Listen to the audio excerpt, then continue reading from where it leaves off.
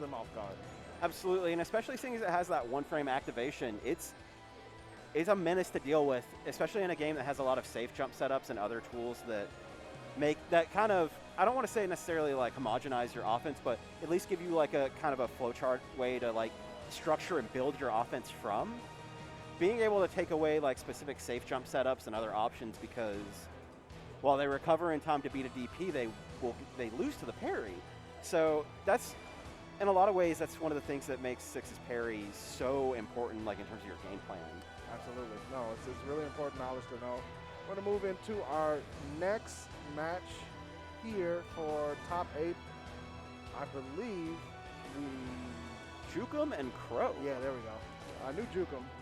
Did not know Crow. Have not seen them before in person, but Jukum, very strong Granblue Fantasy versus player. Pokken International. Yeah, I was going to say. Pokken International finalist? Yeah. Definitely with the Gyarados on the chest, you'll see the shirt, so definitely representing their love, their first love of Pokemon, but definitely a strong Granblue Fantasy versus player. And going up against Crow. So Crow is a very strong Beelzebub, and I have to step out. Apologies. Yes. Going to be summoned. Seth Series is, yep, go for it. Seth Series is also in top 8, so got to get the business done before you can have some fun. Going to be swapping out. For now, we're going to be joined by Trade War, who is just up on the sticks. Hey, Trade War, how's it going? Yo. Holding up. Good. So we were just talking about Crow's Beelzebub versus Jukum. Crow being a Beelzebub player. So definitely a character that's had a journey through this game, but I think has landed in a really strong spot and can really make it difficult for a lot of different characters as well. Yeah, I picked up the game when Bubs was already pretty much super dominant. Yep. So you already know. I already know that this character's crazy. I was just sweating the arcade mode, just trying to beat fucking boss Bubs, but I'm excited to see him playing bracket. It's all good. Sometimes, I mean, depending on who the player is, it can feel like you're playing boss Bugs. Yes, sir. They are super duper strong. They're just getting their buttons checked and set up, ready to go before we get into this next match. Yes, sir. So you've been playing Vera. Was that the character you started with? Or? Yeah, I think the methodology for playing Vera was I picked up the game and I have no prior frame reference for Granblue Fantasy as an IP. So I think I paid for the complete edition, so I was like, I might as well just pick the first DLC character that I feel good about, and that was Vera. And I'm out of practice right now. I'm not gonna like jaunt for myself, but I don't know. I was missing some stuff there, but it happens. Chipmunk's very, very, very good. Yeah. We played all the way back at Frosty. Yeah. All right. Chipmunk is very strong, and you know the experience is what matters most. Like that's what I tell everyone to really. Obviously, in the moment, you feel a certain way about it, but gaining the experience, being able to do this offline as well is a fantastic chance. But Jukum on the Lancelot versus Beelzebub for Crow. Yes, sir. It's gonna be a good game. I love watching some good Lance play because he's so cool. Oh yeah. Just the mix is crazy. It can be super difficult to keep up with what a good Lancelot player is going to do. However, Beelzebub on the other side does have the DP, you know, to try to alleviate some pressure. Also, EX Dive is really strong for Beelzebub, going to be able to create some confusion, and then of course EX Black Flies, cover the screen with projectiles, maybe force Jukum to slow the approach a little bit. Yeah, we just got to see how they set the tempo of the match. I love seeing stages that aren't Coliseum. I'm going to be so real with that. That's fair. That is fair. Oh, yeah. Ooh, good call out. Jukum with corner pressure here, going for the meaty. Waiting, trying to see if Crow was going to go for another DP. There's the X Black Flies, a smooth dodge from spot Jukum. dodges, yeah. Ooh, that was a really good air-to-air call over there. Just like using Lance's poke to make sure that he can't get that back pressure corner up. It looks like Crow is on the hunt right now. Trying to find some pressure to apply to Jukum. With this escape, teleport back to the other side. All right. Another EX Black Flies, but this time Jukum not getting knocked down on the EX dive. Teleport in, create the pressure. Yep. Watching those cooldowns right now, Crow's on his way to just figuring that stuff out, how to open up Jukum right now, but Ooh, and that's gonna be. Yes, you think it's gonna kill? You know, they've always buffed it. I don't think it's gonna kill. Yeah. I wouldn't have thrown my rocks there either, but it's like the OD comes out and we're gonna see Crow on his. Nice punish on the dive. The Jukum just, instead of blocking it, right, just took that extra step back, made sure they whiffed, go for a clean and easy punish. In those kind of scenarios, I personally always get tempted to just kind of press a button and pray that it goes through, but that patience is really, really good there. It really is. And shows that, you know, lets Crow know that you're not going to be able to do that for free. If he hits Karma, though, get some timing off of it as well. Great pressure swing right now. He's jumping around right now, and it looks like Jukum gets in and throws in the corner. So, searching for a way out, using the X-Dive, but my good in a row. That's a fireball. Knocked down, good meaty there from Crow. Let's take some crowd to the right. Back F gets called out too. Crow's taking a pretty commanding position right now. He's got full bar too, so he's got OD online, he's got super online. He's a decent spot for sure. Beelzebub, one of those characters that if they get started early with the life lead, it's so hard to take it back from him. Because then you just have to deal with it. All that full speed pressure and the up close too, and that should be the round. It's looking like it's round 3 in this game 1. See who takes the early lead. Yeah. I mean, first to 2, you know, I know a lot of anime games are 3 out of 5 nowadays, but Granblue is not. So getting that 1-0 is super important. Yes, sir. I like that Granblue is always always first to 2. I think it feels it adds a lot of pressure on the play. Yeah, it definitely does, and it accelerates the decision making as well. Yeah. Look for the side switch there. Finally finds a mainstream hit. Jukum is commanding this round. Oh, and that should be it. Oh, into super. See it drop. Maybe Crow uses that as an example of a way to get back in here. Odie's very good to get out there, and that should do it. Yeah, that's almost a checkmate scenario too. Because you're mid screen, you know EX thrust is coming. If you don't jump it, you're dead. Kind of force that. You kind of force that decision there, and then the chip on OD is just so good for those kind of ceiling amounts scenarios. It looks like we're going to game 2 with Jukum taking the lead here. Big punish here, pushing Crow into the corner. Rust enforcing their will at the moment. Crazy good spot dodge, but it looks like she keeps pressing and hitboxes keep coming out. Playing around with certain fireballs. Yeah. Oh, there's a slide. Meaty EX fireball from Jukum. Uses Rush there to move forward. Rush is an armored move, you know, has some protection on it. Didn't even need it though. Amazing call out from Jukum again on the teleport. Meaty fireball. Got him with the stagger. Yes, sir. This should be the round, or maybe. This is Scaling is gonna say it. Avoids the OD there. Genius. That pushback is crazy. It is really good on overdrive. We saw earlier that Jukum oh my god, the mix! Cross up. That was really good. Yeah. Jukum with set point at the moment, looking really strong. So Jukum, he found his tempo and how to approach his matchup. I think after that round 3, and it's just been very, very in Jukum's favor right now. Let's see how Crow kind of counter-adapts around that. Trying to take their time. Oh, okay, gets the EX charge on the black flags. Again, intercepted by Jukum. And that grab was so good right there, because you know that you're going to hold block after getting called out like that. For sure. So Jukum is reading the mindset of the opponent, using defensive back step. Crow coming back in this though, showing signs of life. Oh, yes, sir. But getting the teleport called out again.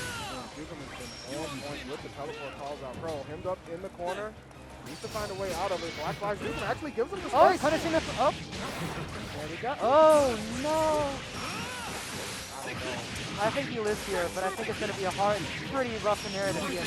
Yeah, this is a definitely overdrive is the defensive answer. And Jukum now, having used some rush options, didn't have it, but he has and that's going to do it. Oh, man. He said, I don't care about your overdrive. He said, I'm gonna just run in there. Just do it, send it. Yes, sir, yes, sir. Jukum.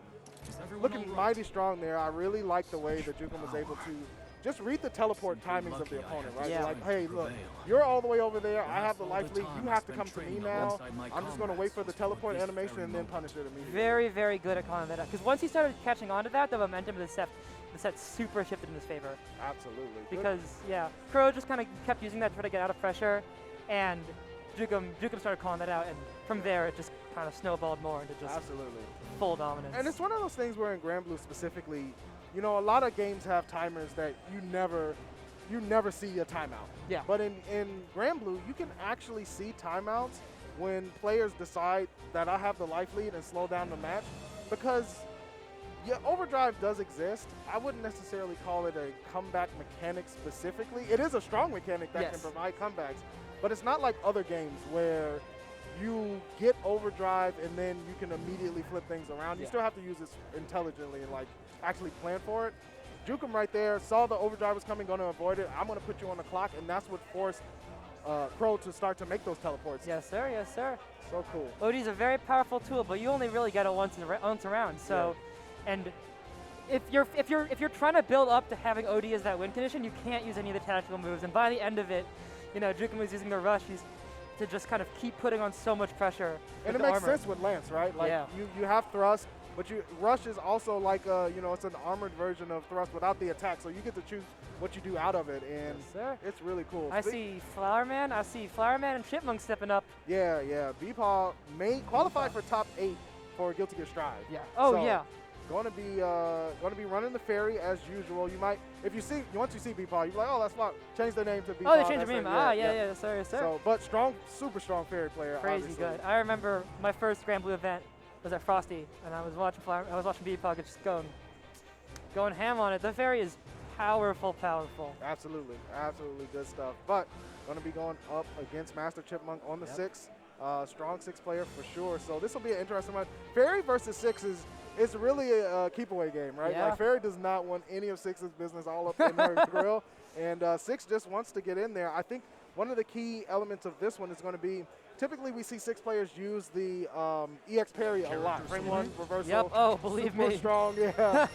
But in a situation against Ferry where she can pressure you from really far away, not necessarily the tool that it is against other characters. Yeah, Bpaw right here, probably one of, if not the top NA ferries, you know, and it's just one of the stronger shots of this character. So I'm really excited to see how Bpaw approaches this, how they kind of just because they're a multi-talented game player.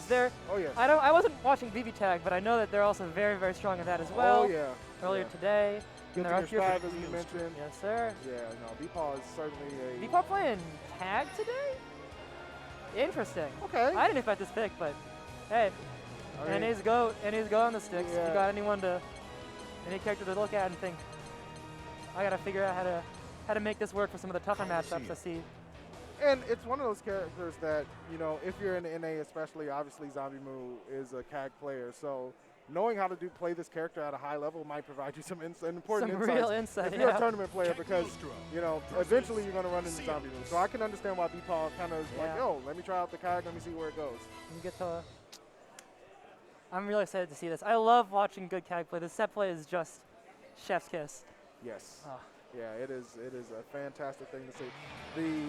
The way that her hazards work is just so disgusting. It's fun to watch. It's so hard to deal with.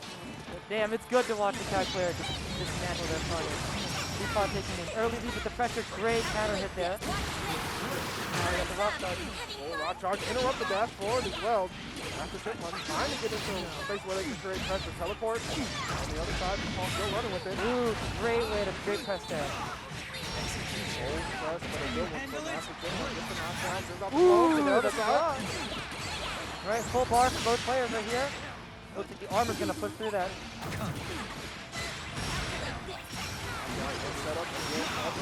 Watch out for the hazard. Deletes one, deletes the other. Chipmunk well aware. Chipmunk was very practiced in the matchup. So it's great to see how he's gonna play around this. Great OD to get out. Thrown in, another OD comes out there. Back at you. Oh, almost fell into the hazard, but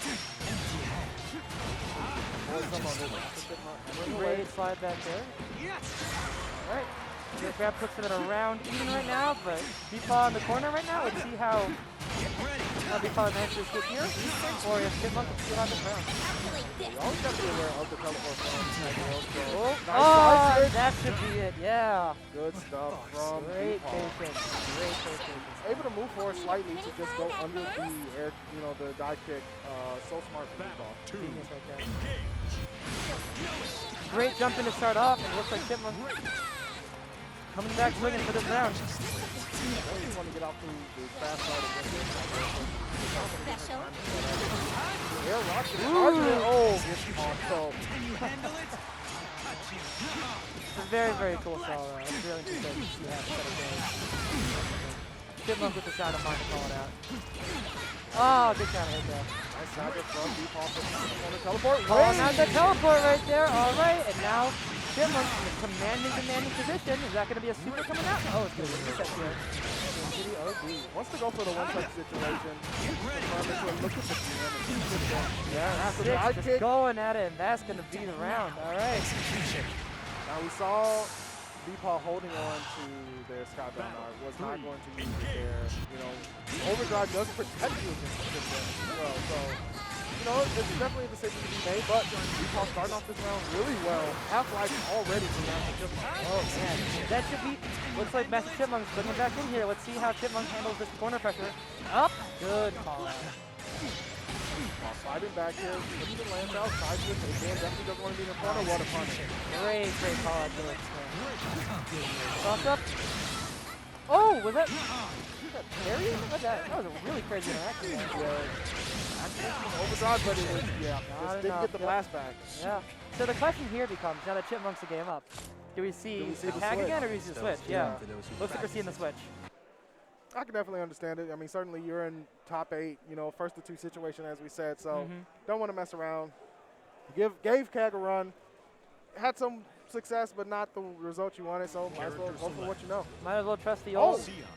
Okay, I thought I almost got surprised there, but here comes the fairy. Fairy coming out for Bpaw in game 2. Let's see. This is the moneymaker right here. So let's see how, maybe the Kag was a download game. Could be. Could be. Certainly could be. I mean, it's one of those scenarios where sometimes just the change of pace throws the opponent off. I'm sure Chipmunk was thinking fairy the whole time they sat down, so seeing the Kag, you're like, whoa, what's all this about? What's going on here? Yeah. But that being said, they're still up 1 game, so.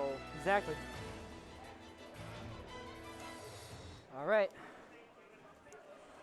Game 2 coming live. Chipmunk game up. Let's see if Bpaw can pull it back, or if Chipmunk just seals out the set 2-0. Believe in victory. I mean, it's a 6. 6 can be a runaway train at times. You got to just be able to hold on and control the momentum. Easier said than done. Oh, great parry. But that's a call out on the And Bpaw saw that a lot in game 1, right? The just dash through with the clone, and now they have to run a pressure here. Kick out, let's see. Push him into the corner. Set up GG, of course. Over. Oh, wow. And that is going to be big damage. I don't think it's... Oh! You can combo off that? Oh, see, absolutely you can. Goes in for the standing H, but the overdrive for Master Chipmunk. It comes out for Bpaw. Keeping Master Chipmunk at range. And the dodge to answer the dodge. Waits out the parry with the parry swing right there. Looks like. Super patient neutral right now. Chipmunk knows. Odie's running out, and that's going to be the end of the OD. Let's see. Really has to get the momentum going here, but you see Bpaw slowing it down immediately. Yep. What a delay! Calling out the landing. Oh, wow. Good stuff from Bpaw. So masterful right there. I like the way that Bpaw saw that the life lead was so massive. He was like, okay, I'm just going to pump the brakes, and you've got to do all the work now. Yeah. Good carry on the GG. So smart. And that's going to be a great call now. Ooh, keeping a lot. Combo reset, EX dodge plus frame. Bpaw has to be careful here. Gary getting out of the corners is really, really tough. So. Yeah, and unlike how, you don't have a teleport or anything like that, but oh, good call out. All right, that GG setup hitting him again, and that will do a lot. And now you got the corner damage going. Yes, forward. The reset with the whip as well. Get the pull down. Right about dead even right here, but Chipmunk has bar. Let's see. One more opening. Oh, and that should no convert to ooh. Late tech. Overhead count. There we go. Yeah. All right. Set point for Master Chipmunk. Set point for Chipmunk. Battle 3. Engage. He's playing the switch in momentum that goes from playing Kag to very really well. I think so too. Chipmunk has done a good job of adapting to what the rhythm that Bpaw wants to play at. Good that time. With that setup that time, he wasn't playing around. He was saving the EX carry for that. Yeah. Paid off in spades. The XP2 does come through. However, the dive kick intercepted by Master Chipmunk. Good back shift. characters with no DP, that backshift is Oh, it's very strong. it is very, very good for Fairy for sure. However, Chipmunk with a huge life lead. Nice Oh. into the GG. Yes, GG comes out, no parry available. That's going to be crazy big damage coming down. Is this going to hit?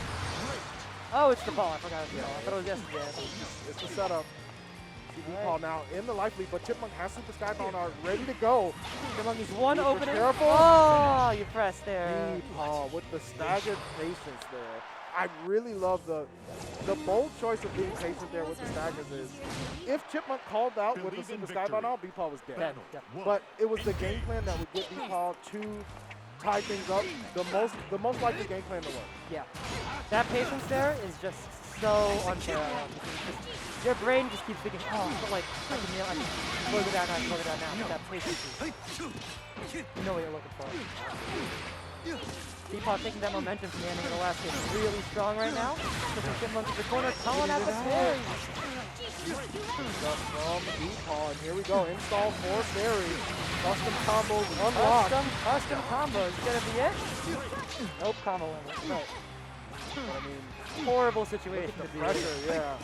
Absolutely Okay. massive life lead, and the jump back from Bpaw going to put Chipmunk now facing a set point to defend against. Yep. Battle 2.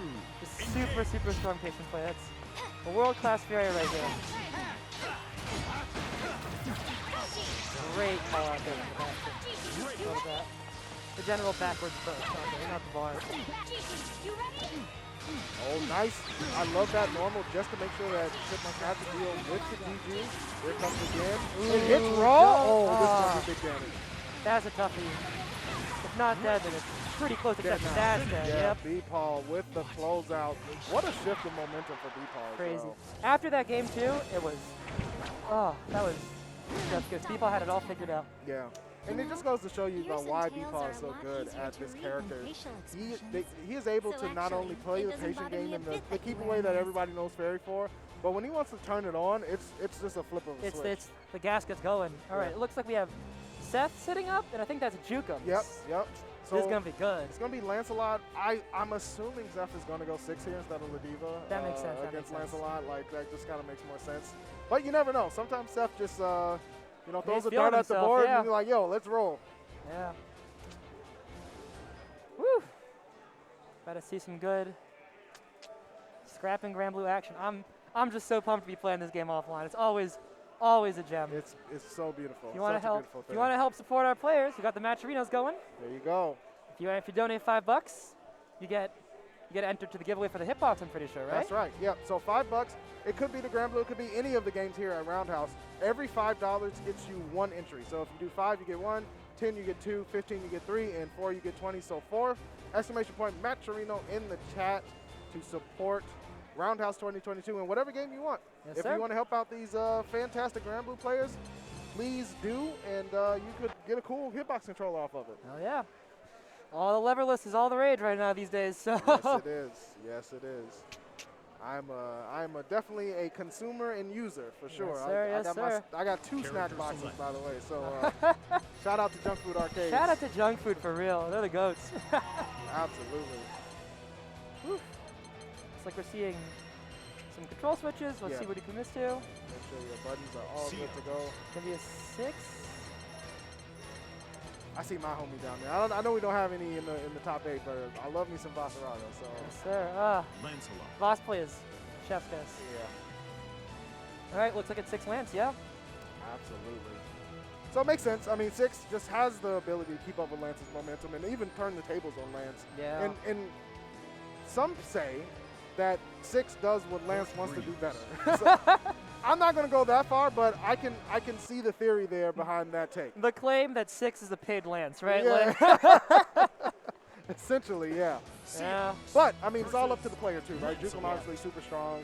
Seth also strong. So just because even if you feel the characters have the advantage, you got to all be the able players. to. Yeah, it's all about the players. Yeah. So we're about to see some crazy, crazy hype Granblue right now. Let's take a look. Believe in victory. Battle 1. The opener in this matchup is really good. That's crazy command. Wow, just dash up, throw. Seth, getting started early. Let them know I'm here to play. That's the pressure right there. That is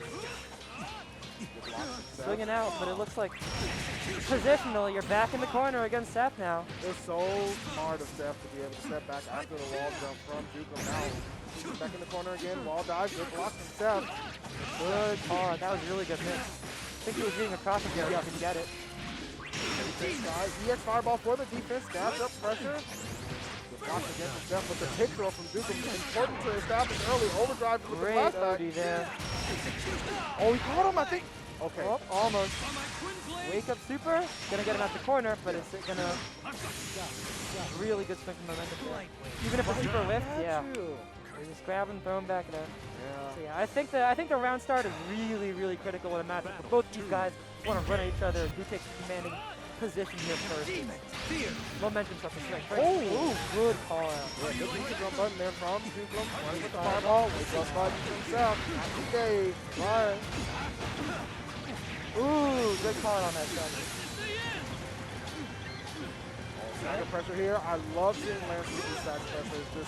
It's so nerve-wracking on defense because you don't know when to save the press. But Seth managed to escape the corner. Goes for the record in the back step to keep it safe. Jukum is crazy good at using these wall jumps to get out of all that super impressive stick pressure. It looks like that's such a strong call out right there. All right. Full bar right here. Let's see what these two players do. The OD comes out, the fireball hits it. Fireball does not care about your overdrive. Late tech from Jukum, teleport up, gets a hit, close out. And that should close it out. Yes, sir. All right. Just get the 2 taps for the confirm. Close the door. Yep. That's the big damage right there. All right, so this matchup, again, hyper invested to see how the round start plays out. It's so important, right? Like Snowballs. they're momentum-based characters. See the dash through. Ooh, What a neutral good jump from call out. Jukum. Oh, so strong right there. All right. Swing spacing again. Good intercept with the heavy button here. Full combo. Ooh, it's no, regular fire. Coast to coast right there. Execution. All right. Good air to air there. Armor on back. Seth in a little bit of trouble here. Jukum with a huge life lead. And that's gonna crush it. One more situation. Let's see if Seth can make his way out here. He can. Caught him with him. Yep. Has a chance here. Super Skybound aren't available. Could overdrive if they want to. Armor rush forward. That means Jukum likely won't get an overdrive.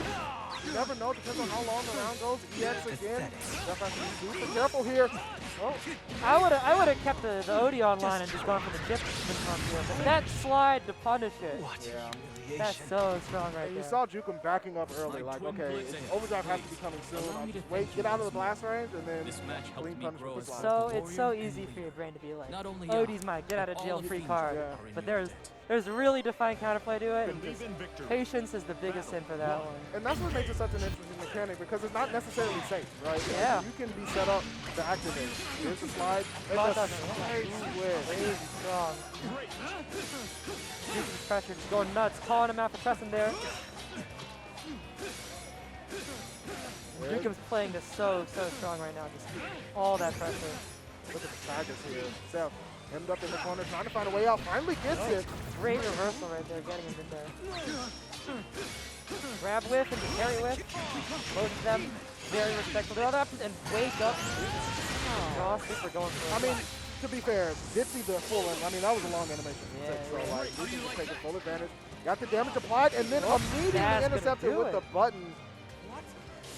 Jukum playing so confident right now. Yeah, set point for Jukum. Looking clean. 2. Engage. Alright. See how these round starts go. Good lights there from Jukum just to alleviate the pressure. Gets the counter hit. Crazy Side mix switch! right there. Oh my god. Gets him into the corner there. Alright. Makes money, what's him out for free. Doesn't want to end up with the fortune of getting back in the corner against 6. Yep, such a smart thing. Now we're on the other side. Jukum playing patiently. EX thrust again. All in it. And Jukum in a very commanding position, but both have full bar. snowball anywhere. Jukum in the corner too. Let's see how he gets in. Oh, nice step under from Seth, making sure they were not in range. Uses the rush forward. Great throw attack there. Absolutely strong first attack. Ooh, and that mix, and that's going to be the set for Jukum. Strong stuff there from Jukum. However, now they're laughing about it. They're laughing it up, Yeah. I was going to say. Yeah. Strong stuff from Jukum for sure. Being able to handle Seth 6.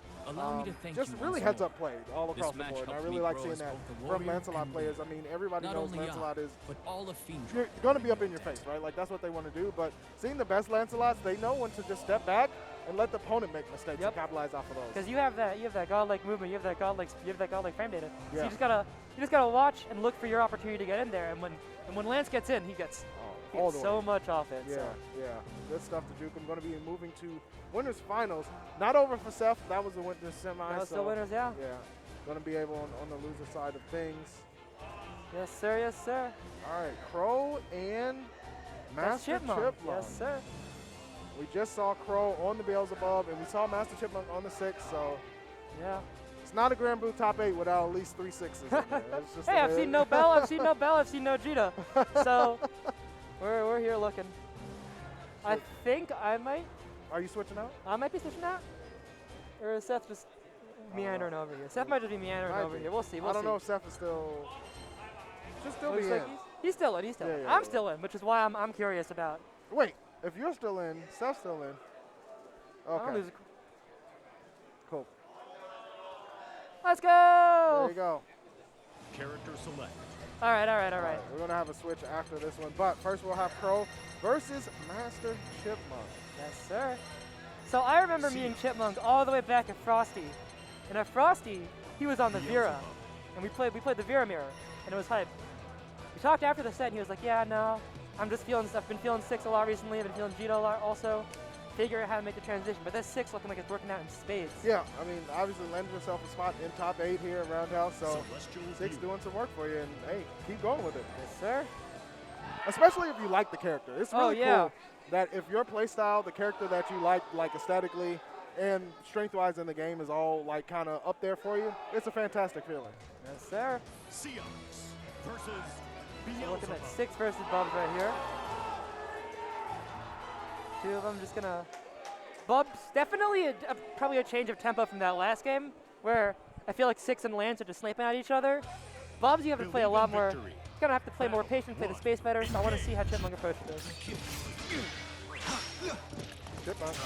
Looking for a way in. That Yeah, saw the step back. Maybe he thought a dive was coming to control. Speaking of dive, there's the X dive there. Teleport forward.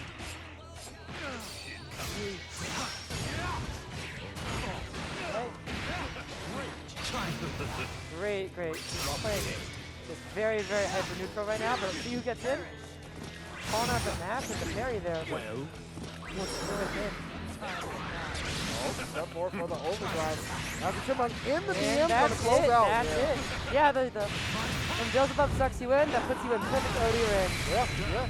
It's one of those things that pre-overdrive existing, it was almost always a plus for Beelzebub, but now with the overdrive in existence, you gotta be careful when you're gonna use counter. Ooh, crazy good call right there. Camera hit too, forcing Crow into the corner. Obviously Crow is Bubs is GG, but very on the wing as well. Crow. Good. Bouncing right there. Good call. That's big, yeah. Big toss-up. A lot of Chipmunk's play has been just kind of waiting for Crow to use his standing options, but if Crow's playing patient, then you don't see it come out that much. Oh, here, though, definitely in this one.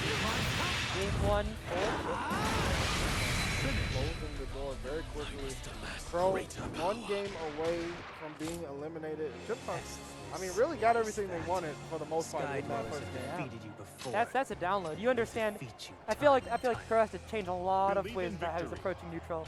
He wants to figure out how to keep 6 away from where 6 wants to be. Which is boxing in his face with nothing. Good, you can teleport there to back that up. Oh, interruption to Rekka as well. Bro, well-timed light there. Well. Good cross-up there with the clone.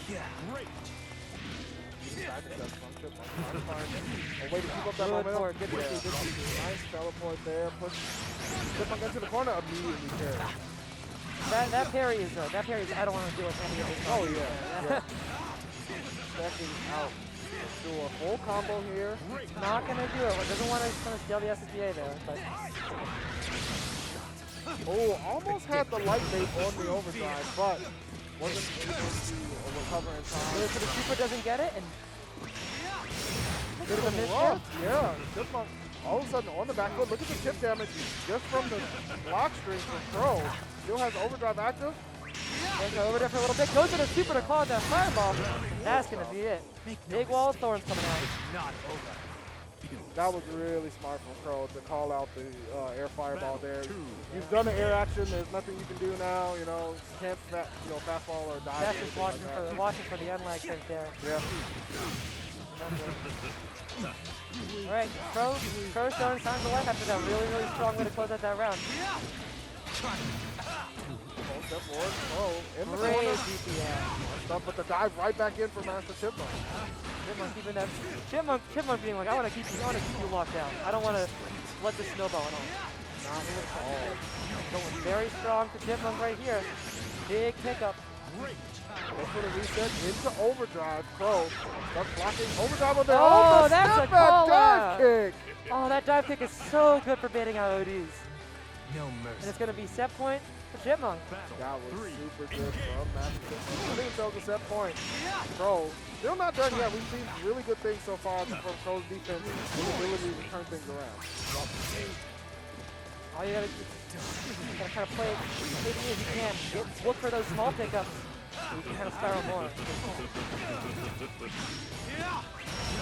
Tricky one to nail down here.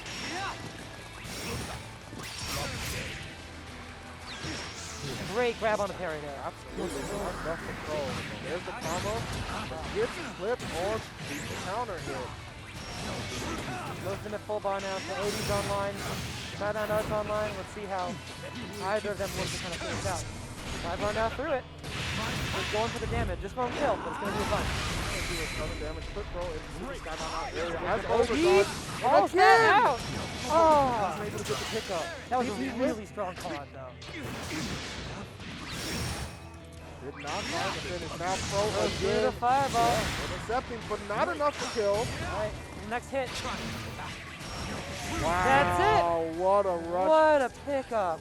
from Master Chipmunk. Again, just using the evasiveness of 6 to stay out of danger zones and then immediately dashing to punish. Yeah, and Crow showing crazy strong adaptation there. All right, I'm gonna run to the bathroom. And I'm about to get lambasted on the mic. Let's go. Wait, Bpaw. Am I up? All right, so it looks like it's me now. Yep. So I'll be Wanna moving swap? to the other side. I'm gonna go to the bathroom first. All right. But Character it was a select. pleasure casting. Absolutely. And maybe back, Good stuff given there. how the others do in bracket. Yeah. Trade war going to be going up on the loser side of things next. Here.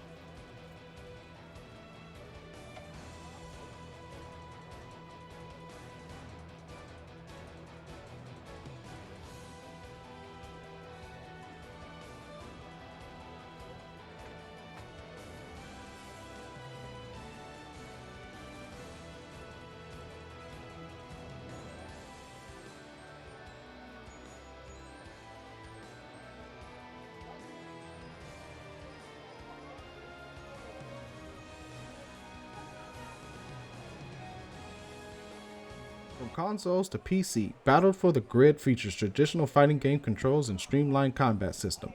Easy to learn, but hard to master for all players of all skill levels. This is the first fighting game with cross-play across all 4 console platforms and PC. Swap platforms and your game process goes everywhere with you. You can play with your friends and the community from all around the world live. The Battle for the Grid community is strong, so be sure to participate in tournaments and level up your Ranger skills with beginners and veterans. From ninjas to evil witches to crazy putties, Battle for the Grid has got it all for the Power Ranger fans. It's morphin' time. Gorilla brings all aspects of tournament operations into one place for the smoothest experience for fans, players, and organizers. Set up competitions faster than ever before with tournament creation that can be done in less than a minute. Give prizes a turbocharge with fan contribution features. Streamline prize handling with the Grilla wallet and instant payout system. Grilla is an ever-expanding, community-driven platform where all games and gamers are welcome. Blazing Strike is a retro pixel art style 2D fighting game with mechanics both modern and reminiscent of the 90s, like the traditional input commands and parry. We are excited to announce that the game will have GGPO rollback netcode. Additional information coming soon. Low Kick holds it down for their home city of Chicago and the Midwest region with weekly and monthly events across all major fighting game titles. On Tuesdays, LKO brings open online bracket play to the Midwest region and North America. LKO will return for our winter season to match your hibernation habit post-holidays. On Fridays, FGC Meetups holds it down at Ignite Gaming Lounge in Skokie, Illinois with 5 open brackets and 2 streams. Free Play Friday is a free community night that alternates weeks with FGC Meetups, the largest weekly in Chicago. On Sunday nights, Midlane Esports in Logan Square hosts Square Up with 2 open brackets and watch parties for other FGC majors. And lastly, our undefeated monthly Super Saturdays, hosted at Belong Gaming Lounge in Schaumburg, Illinois, features 2 streams and 8 to 10 games. Bookmark the registration links and mash buttons with us when you can come out to the greatest fighting game community in the world. Need more Street Fighter in your life after that clean Street Fighter 6 beta? Call in all World Warriors for the greatest region, the Midwest Mid-Best for the Capcom Pro Tour official competition, taking place online on November 12th. Join Low Kick for Super Saturdays Online World Warrior Edition. Sign up for free at start.gg/CPT Midwest. Bracket starts at 2 p.m. Central and Top 8 broadcast begins at 5:30 p.m. Central at twitch.tv/LowKickEsports. Join UGS on Friday nights in Romeoville, Illinois for Super Smash Bros. Ultimate, Project Plus, Rivals of Aether, Guilty Gear Strive, and Smash Bros. Melee. Watch the action on twitch.tv/UGS Gaming and follow their stream this weekend at Roundhouse so you can follow the action when it goes live each and every Friday.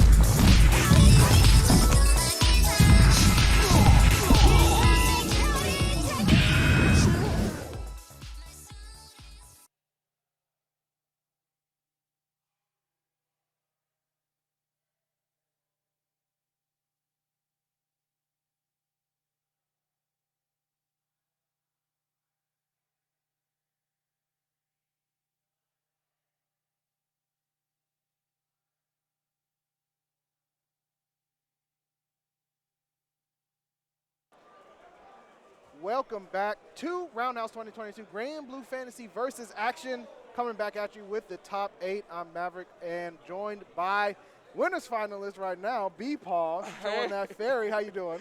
Good. How about you? I'm doing good. Doing good. Doing good. What do you think about this? What do you think about this top 8 first, and then what are you feeling about just the general state of Granblue in general? The top 8 is basically I've seen everybody, and everybody has been leveling up at like such different rates. And this is coming from a person who like feels like they level up the slowest of everybody. But it's good to see like everybody leveling up, and like I know they've been interacting more in the Discord, helping each other out, especially during like the Wednesday like lobby nights that they have. Yeah. And with the state of the game, it's pretty. I think it's in a pretty good spot, honestly. I think all the characters are really good. You know, with the addition of like Overdrive. Yep. You have things with like backshift to really help those characters who don't have a defensive option now. They have something to like, hey, like I can get out of this. How are you going to change your offense to compensate for that? Yeah. So it creates like, I think it's more mind games, which I think is really good. Yeah, Granblue, I mean, even from the beginning, has always been a game that's really cerebral. Like, it's really, you got to be in the right headspace, and you got to be in your opponent's headspace, too. Yeah. So adding those options really did enable that. And speaking of headspace, we have another very tactical player in Seth up on the Diva going up against Trade War, who is a newer Granblue player in general, joined when Vera was out already. So a recent Granblue player, but been really grinding and leveling up. Yeah, they have. Oh, Ladiva. I haven't seen Ladiva in so long. So hyped. I love seeing Ladiva. She is so scary ever since if she ever gets going. I want to see if she actually has anything to work around, like backshift or like overdrive, actually. Maybe like implicating like the spot dodge OS. Could be. I mean, I know Seth is one of the best Ladivas in the business for sure. So Yeah. going to be experienced. I knows the Vera matchup really well. Seth was on earlier talking about just Vera's options.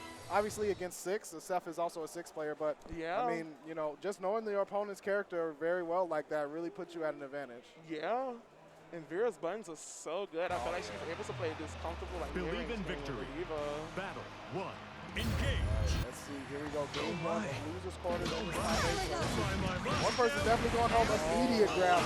First grab. First grab. Oh, that's command grab activation, actually. Yeah, that's going to be free activation there for Trade or Vera having that transformation state. However, Seth not encouraged. Oh, that's such a good extension. Use 50% for the running extension. Seth playing patiently now, has the life lead, just slowing down the tempo, let Trade War make the mistake. Yeah. Oh, so the thing that I think is really useful to notice in that situation is Vera, even in install, if memory serves me right, she's -1 when she does the 214H. So she really has to like RPS her option pretty well. She doesn't just want to get grabbed. And that's why Seth was happy to block there, right? Like, Yeah. Over here. She's definitely picking up the option. Oh, that was a good check on the grab. Knocked out immediately. I like that. Off of me. Ooh, big chops to the shoulder. That's a ton of damage. And then you get the Oki after this too. Once the man grab is one right here. Uh-oh. Oh, there it goes.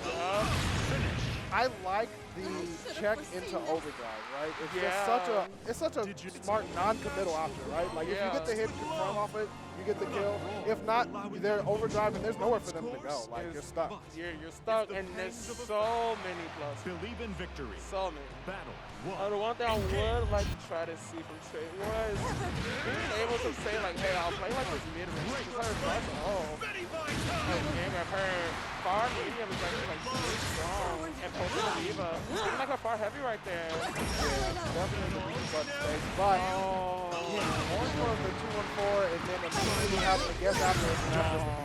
Yeah. It was either do or die at that point for the hell. Seth on set point, looking pretty confident, but like you said, Ladiva just one of those characters where once she gets going, she's a nightmare. It's so scary. Yeah, like this range right here is exactly, poke her out. Like that's exactly what you want to do. But when you do something like that and put -1, it kind of puts like this RPS factor. Nice reach there. Spacing it out a little bit more. Trade War seeming to hear you a little bit. There's the dash in though, and again the tactical move with the rush allows Seth to continue the combo. Ochi here. One more thing right here. Could be another scoop. Into the lead chops.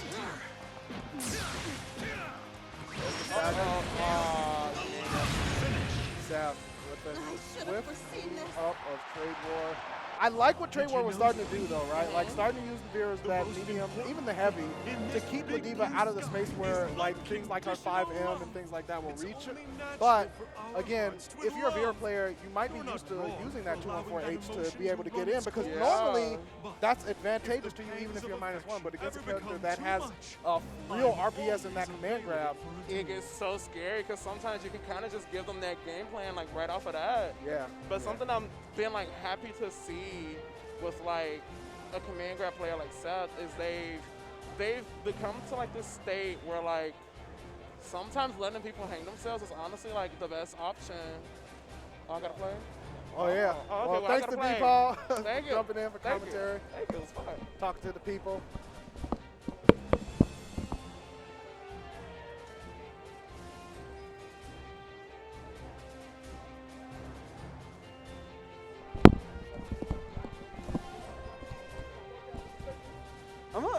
I'm like, so that was a funny experience. They're like, hey, you're on comms. Hey, play like 5 matches and come back.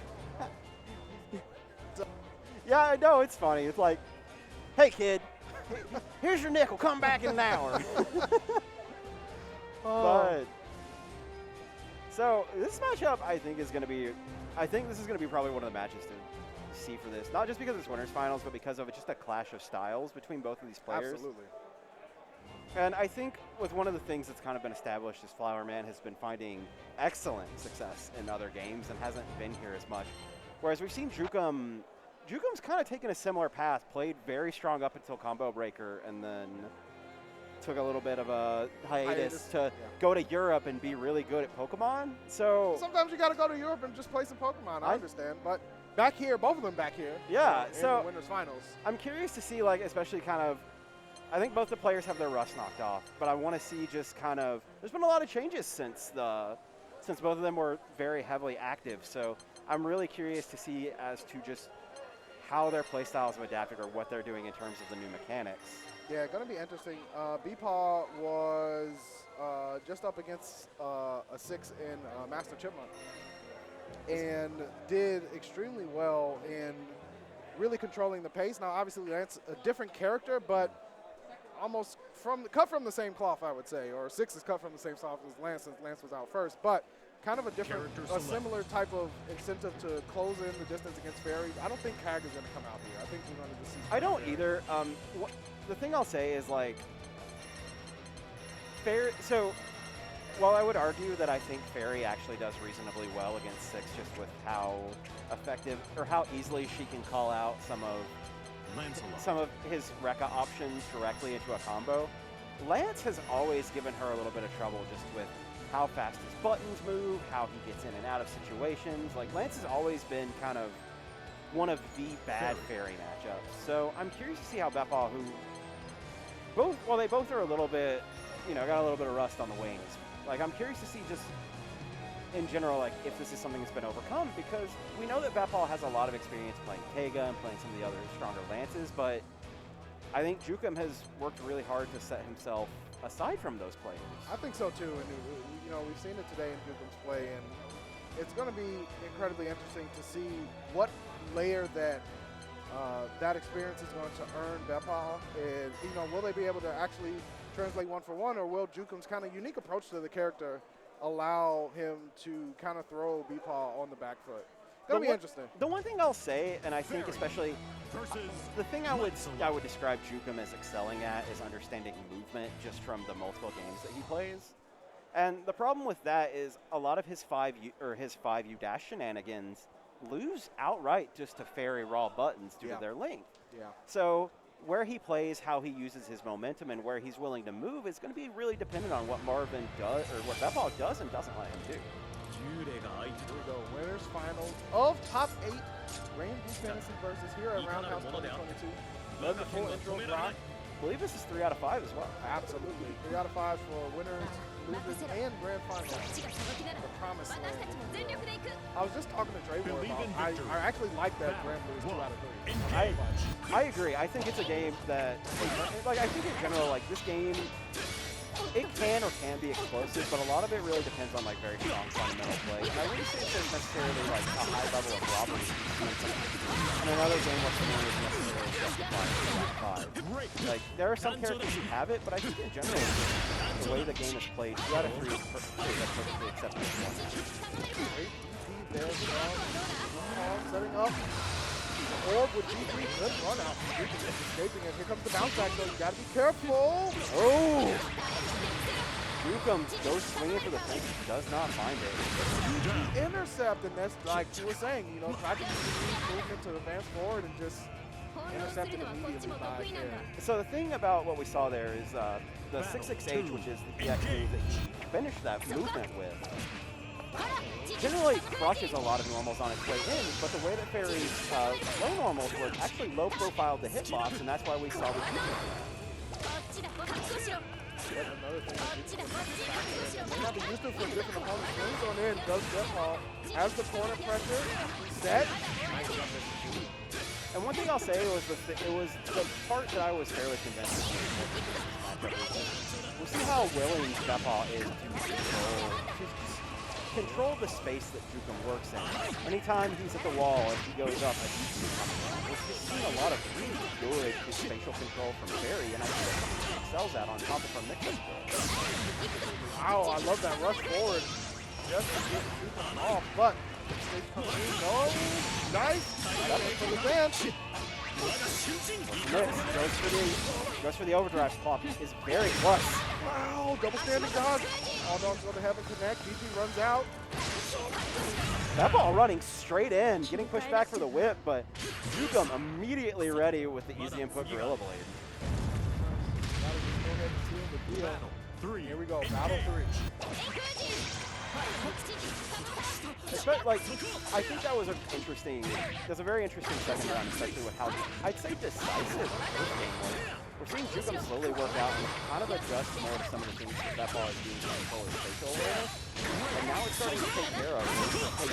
We're starting to see him use control space better, and now he's in the places he wants to do. He's fairly decent at all ranges, but when he's got you in the corner and he has that 214H on you, the 2368 fireball on you, that's when he's his most dangerous. He's guessing about 3 different things. Bpaw does manage to escape the corner, but Jukum in overdrive gets tapped. Does Jukum chip damage? Racking up. Baits it. Decision from Jukum, baited out the overdrive with the ending of 6H. Dashing through. It's going to be 1-0 Jukum to start. Believe in victory. Battle 1. That's something I think is really interesting about this, like especially with how vicious that first round is. Jukum is making some really interesting adaptations in his plays to work through it. Stand back there. I wonder if Bpaw is going to change up the rhythm at which they're trying to intercept Jukum's approach. Really focus more, on trying to counter the aerial ground that Jukum has.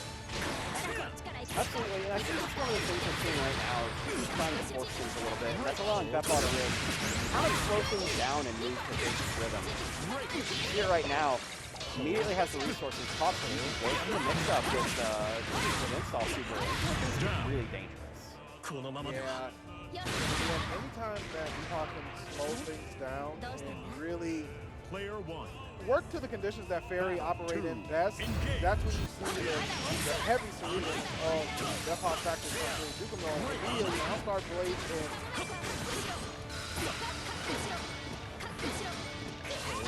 It's funny, like one of the things we're seeing here, and like I think it's something Jukum has trouble working with due to his background, is just the way that dive kicks work. He and I were talking on the car ride here, talking about like 6 dive kicks and air installs, and like I told him what a cami dive kick was, and he was like, wait a second, I don't understand how that works. And I'm like, oh, you're one of the people who has never touched, who like does not do Street Fighter. I'm doing bad here. yeah. He's like, excuse me, I'm sorry. Oh, Blocks the DP.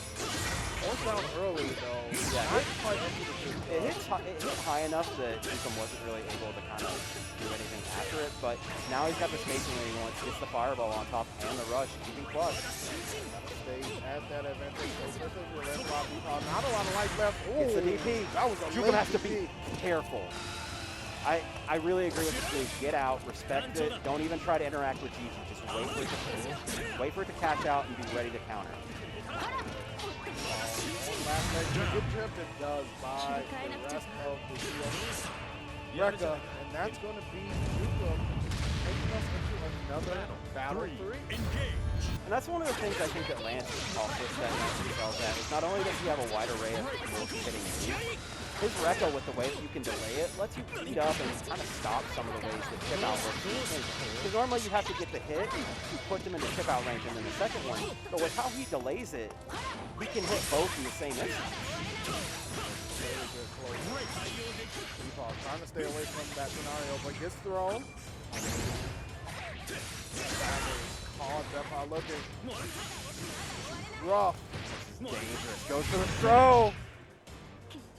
This man out here playing grapplers without playing grapplers. Oh my god.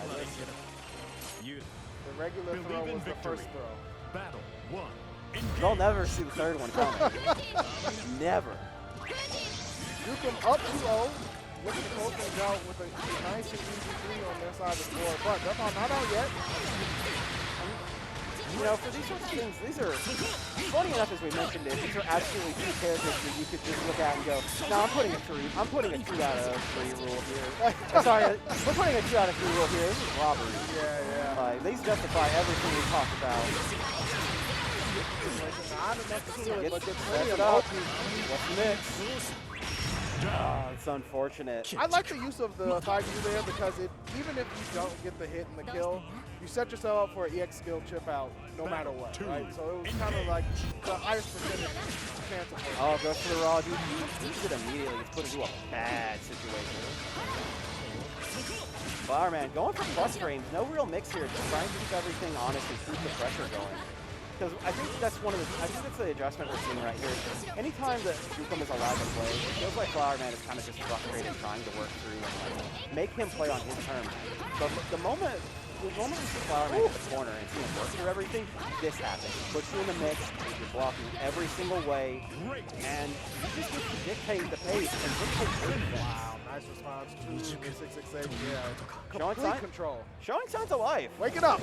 Those first 2 games were pretty dire, but this one absolutely making a comeback and trying to restructure or retaking the pace of the game in a way that we traditionally see as more common with Fairy. Yeah, Like- certainly much more Fairy-esque than the first 2 games. And I feel like Bpaw oftentimes likes to play back and counterpunch a lot, but also knows when to flip the light switch and just hit the gas. Absolutely. And Jukum, one thing I will praise is Jukum's very good about his situational awareness in terms of how he structures the fight. We saw it there, like just immediately doesn't get checked out for the 2M into Rekka. Just keeps doing it. You're not going to stop me, why should I stop? Excellent. And that's one thing I think, that's an adjustment I like seeing here from Jukum as well. Not only do you see him controlling the space and pressure with a lot of various strings, you're also seeing him use 236 M, L, and H to control the space more rather than just being a mix-up. Once he puts that button out, some of Fairy's normals that she just gets to swing around for free, she really can't because of that projectile on the screen. Doing a great job. What a long-range sweep there from Bpaw. Set up the Jukum though. Wisely keeping space. Just not overcommitting to anything. Does not want to end up making a mistake. Jump back. Almost got cooked into a combo, but doesn't. The air stall. Bpaw showing discipline. Not going for the DP. Teleport up. Jukum. Oh, goes for the OD pop. This is bad. Fairy benefits really well from OD with the fact that the Gambles now chip out. So it gives her the ability to this danger. Oh, the OD usage went into the install instead. Which is an excellent use for that super, especially. She doesn't get to keep her chip on normals, but she can basically sit there, chip you out until she's got a little bit of meter left, and then just go in and you have to block right or die. Taking That first round. Now, back for a little bit as far as the Yeah, it feels like after the adjustments, Jukum's just trying to kind of feel out what does and what doesn't work. But it's unfortunately getting caught by Bpaw and having to deal with it bit by bit by bit. But gets the cross-up turbulence, gets the corner pressure, lay down 2-3-6-8. What's the mix? the throw. Meaty thrust there from Jukum. And that meaty thrust, he is extremely plus after that and puts him in a situation where not only can he technically kick throw you out of it, like you have to guess right or he just keeps going. Keep it going. Jukum hitting the accelerator here. Gets fireball. Overdrive activation. A lot of trouble, yeah. Bpaw overdriving back. That was an incredibly critical decision. With where they were and Lance's ability to chip out, that would have been bad. Yeah, Bpaw needed that overdrive for the chip protection that is granted by overdrive.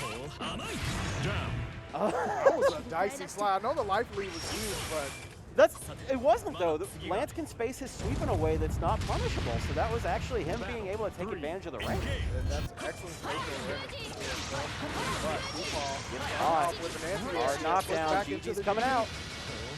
Good blocks from Jukum.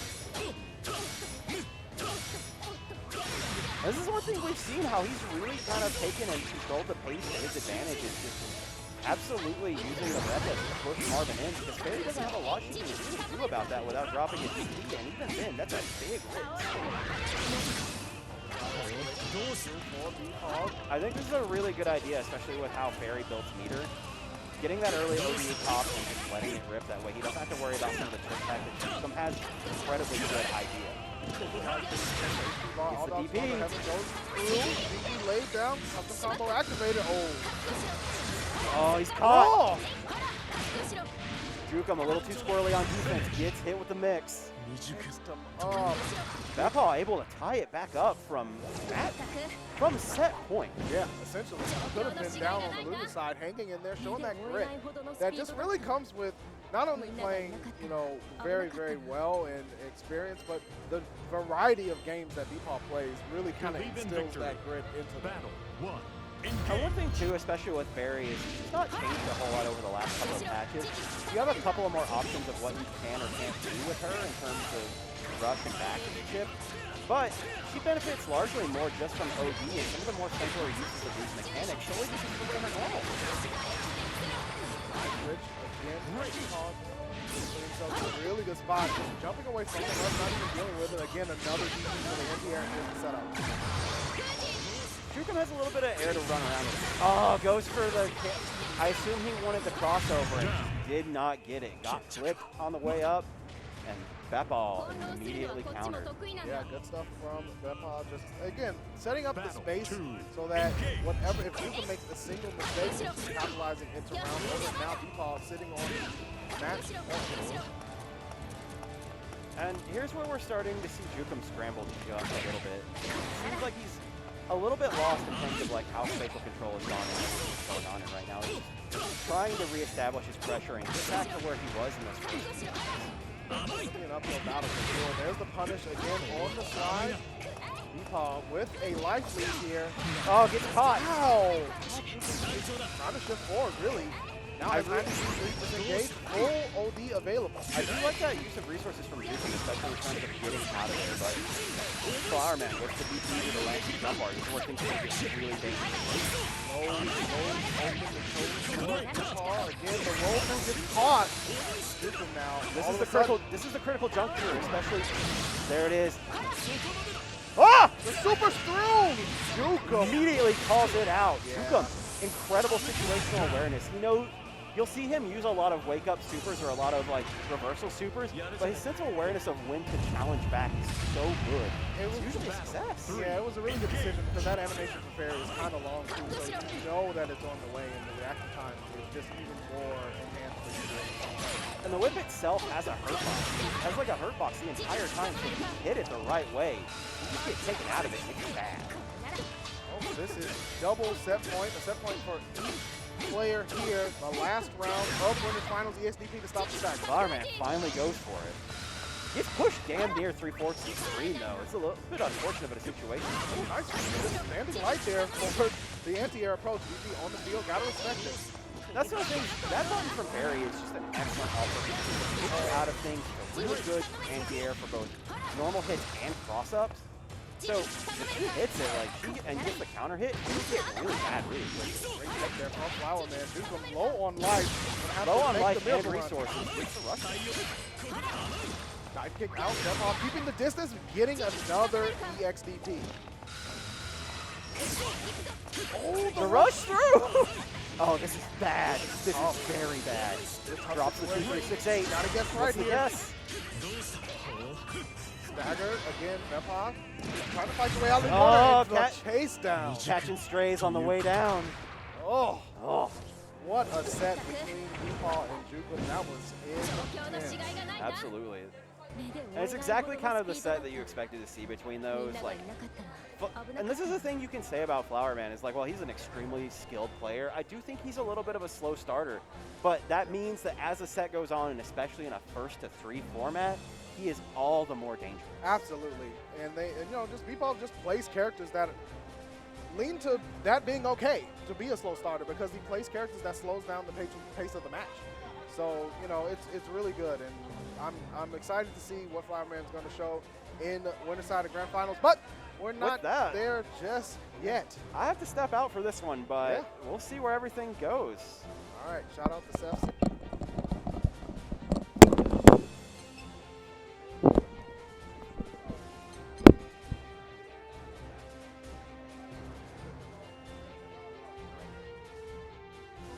The noise. I like the idea, though. I like the idea. You did. You did. All right, Bpaw, welcome back. That was an incredible set there. Jukum's been getting better. Yeah. And like I was thinking, I was like, I can't remember because I haven't played that much. I'm like, I can't remember I had system mechanics, so I'm like Rush. Because I feel like with Rush, like I mentioned when I was early on mic, is like characters with reversals, they can use them like when people are being too offensive and there's big gaps in their strings. And you can also use them like reactionary. So like when he did like the Lance EX throws, and I did Rush, but he did the, it went through. I've never seen that interaction. That was a strange interaction. That was really weird. And I was like, oh, okay. I'm like, he's farther now, so that's all that matters. Yeah, it looked like the first two games you kind of were just filling out Jukum and trying to see what their approach was going to be, and then you were able to turn it around. I feel like you actually just kind of hit the accelerator a little bit more on Ferry and was switched from kind of counter-punching to being like, okay, I'm going to go on offense first. Yeah, I had to not necessarily force the aggression, but definitely like be able to like, hey, you're in this bad situation, I'm going to put you in this bad situation kind of thing. So. Yeah. And I really feel like you also, you did, especially starting with game 3, you caught Jukum in the air a lot. And I think Jukum maybe was getting a little bit impatient and forcing things, and you were able to capitalize on that. Yeah. But this match. Oh, yeah. This is Master Chip. This might be a 6 mirror. Master Chipmunk. Was it Ladiva? That's fair. I can understand not wanting to play the. Oh, yeah, there you go, Ladiva, yeah. So this is Seth versus Master Chipmunk, both 6 players, but Seth started with Ladiva, obviously. 6 wasn't even out when the game came out. So. And then once 6 came out, they were like, hey, I want to win. I mean, look, cannot blame them whatsoever. I always say it's not a Granblue top 8 without at least a couple of 6s in the mix. Believe in victory. I want to see how this match fares out, honestly, because you have a wrestler character like 6 who has good options to back off.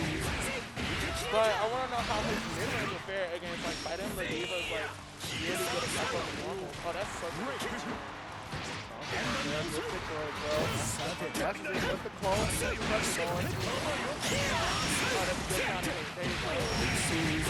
Are they going to yeah, there you go, that's out. In the next situation, so actually, I'm correct. I think that, how does he call it?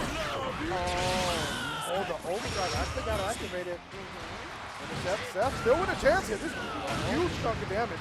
Go, here's the first one. Uh-oh. The hug? Wait, is that good? I don't know. Overdrive is going to buff this. I don't think it's good. I think it's... Oh, that was so close. Super close. Went for the EX command grab. You know what? I cannot blame Master Chipmunk for going for the EX fireball forward. It's such a safe option. It is, yeah.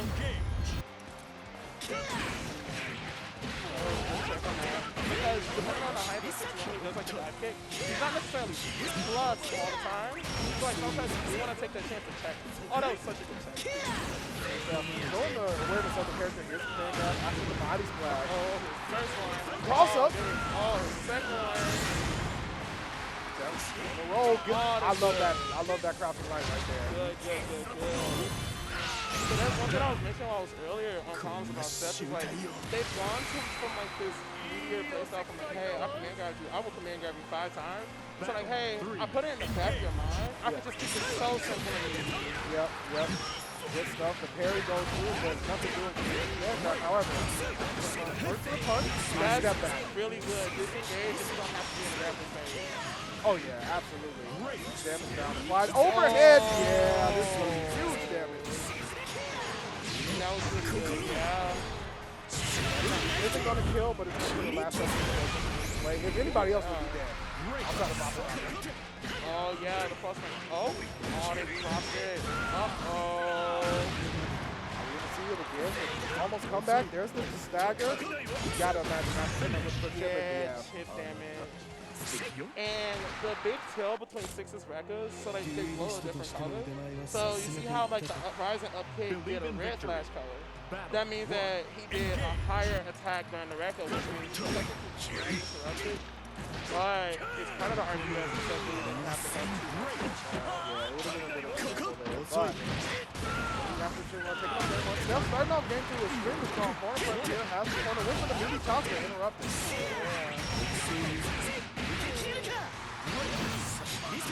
It's really good punch like on the meaty like that. Off the wall, stagger hit. I like Seth swinging back around in space like that with the leader. Yeah. Oh, that. Oh, that last one.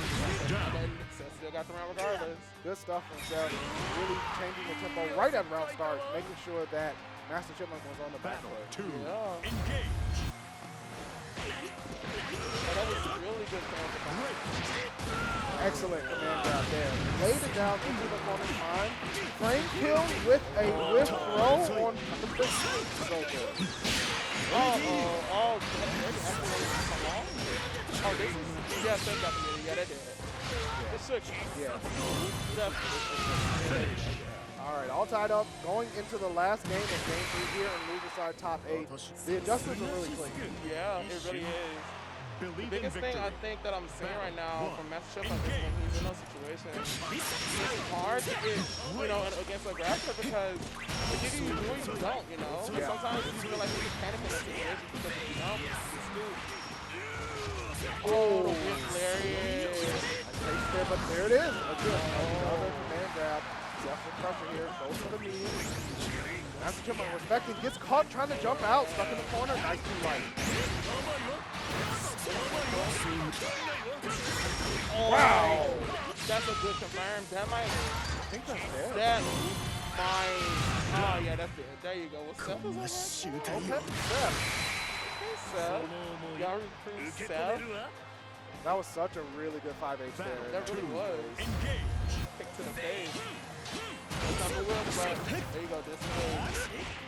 Jump over. Seth navigating the neutral space really well against Master Chipmunk's options and honestly forcing him to use it defensively. Intercept the wall dive. Yeah. Last chance for the dance for Master Chipmunk. Yeah, see that situation right there. See the, oh. Oh, yes. Go. Overdrive is available. Oh. Seth does have it too. If they wanted to activate Overdrive for chip protection to keep the life lead, they can do that. You gotta be really careful though, because you can't get baited. There's the parry. Chipmunk's fighting back. He's like, you're not killing me without a fight. The fight here. Seth so smart, not going for the activation on Overdrive and played so safe. There you go. Good stuff to Seth. Moving on loser side, going to be going up against Jukum.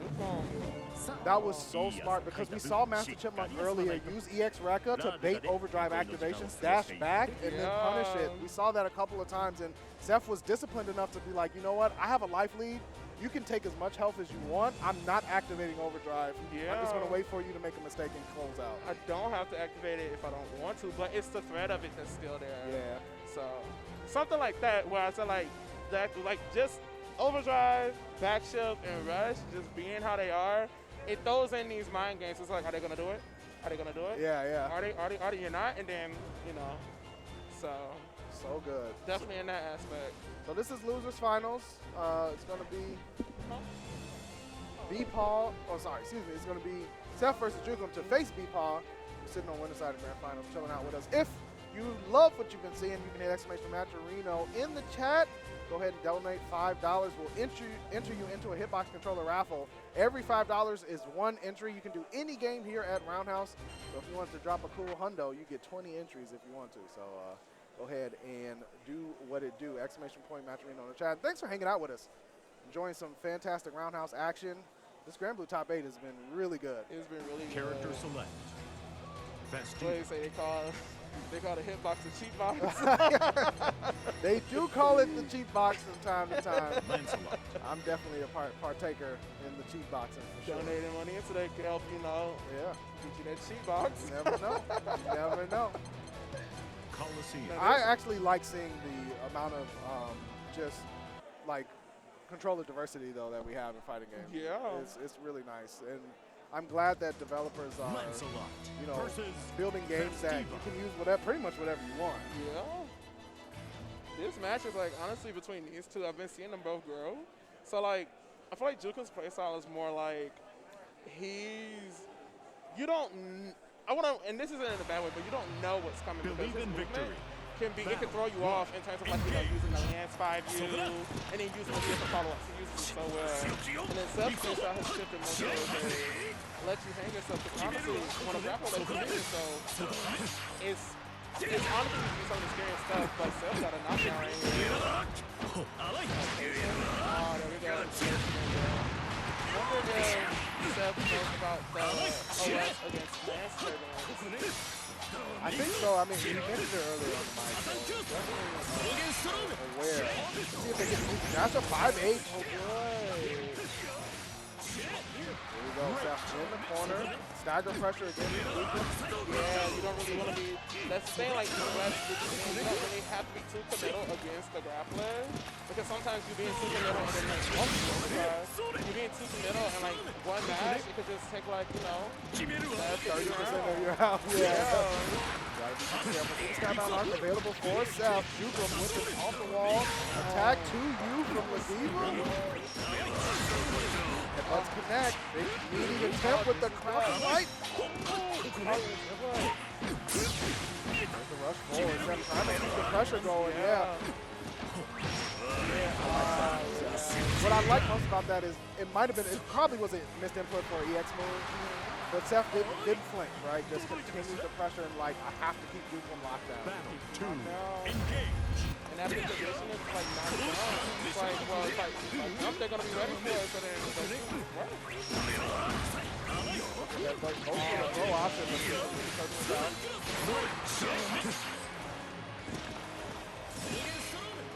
out.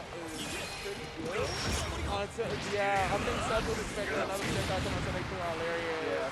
Would have went through it. Didn't even need a back step. Oh, double whip throw. Tried to come ahead with the throw. Nice knockdown. Seth has been so good at keeping Jukum grounded. There you go.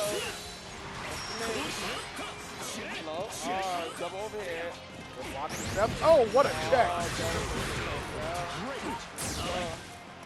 Well, at least you got meter off the board for Lance. Yep. The run. Still hasn't can do it again and pick up. Still alive. Jump in here. And nice pick up. Gotta guess. Oh, that's good. I got hit. The game. That's a medium. That's close. Oh. The body splash. I actually like Seth's usage of body splash there because it just takes up so much space. That Jukum loves to like thread the needle and move in that narrow space, but Ladiva, just big body life, you know, taking up space. Like, hey, please give me what I want.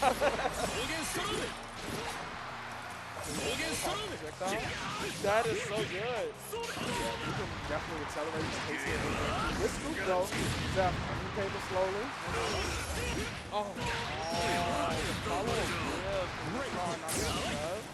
Yeah, get out.